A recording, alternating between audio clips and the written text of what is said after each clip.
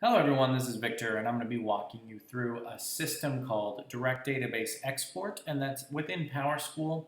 What you can do is you can use that to access all of the data hidden in the access tables within PowerSchool and export it into a more friendly format. So you can use programs like Excel to analyze student data.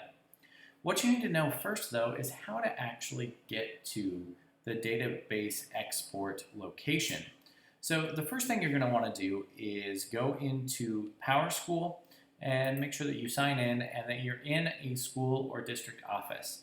Since we're directly accessing the data, you can be actually in any school and access the data from any other school. So keep that in mind. Once I'm in, I'm going to go ahead and hit System from the Setup navigation and go ahead and select under Data Management the Direct Database Export field. Once you're in Direct Database Export, you have a couple of options. The first one that will prompt you is the student table, which is known as Table 1 in the system. But if I click on the table selections, you can see that I can actually access and change to any number of tables to include my search. So what I'm going to go ahead and do is select a table that's just called the log table. And what that does is it will search all of our log entries or reports from teachers about student behavior. The first thing that I want to do is go ahead and select all records. So I'm going to select 2,671 records.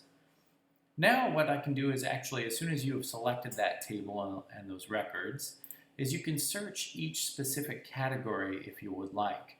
So within the logs, I might want to know the school that it's at, and this is internal school IDs in PowerSchool. I might want to know specific students, but more often than not, I'm going to want to know this entry. And I want to set that to be, that entry contains the word suspension. Okay. Now, once I do that, if I hit enter like I just did, it will actually just reset the page and not actually give me anything that I want. So what I want to do is re-enter that again to contains suspension and go ahead and click search within those records. What you're then going to notice is it trims my record selection down. So I'm at 285 records now instead of the 2,701 or 2,671 total records. Now I could continue searching and kind of dwindling down and filtering that data into a smaller data set if I would like, or I can go ahead and export that information directly, and I can do that just by hitting export. Now what you'll be able to export is any of the information found within that table. So you can say what the entry is, the ID, school ID, all of that information, and when you click on it, it will enter it into this field. Now, for the types of data where people are entering it manually, I tend to use tab-separated text as my field delimiter simply because our teachers tend to use some rather lengthy comments and dictation systems. So there's bound to be comments or commas within their field. So I can't use a CSV format or it will be messing up my entire Excel spreadsheet. So just kind of keep that in mind. I can also do a sort if I would like. I have options when I'm looking at how I'm going to separate things, and then just go ahead and hit submit.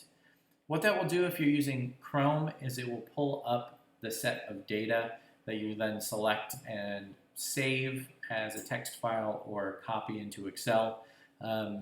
In Firefox or Safari, you'll be able to actually just download the page, save it as a text file, and then open it in your database management software.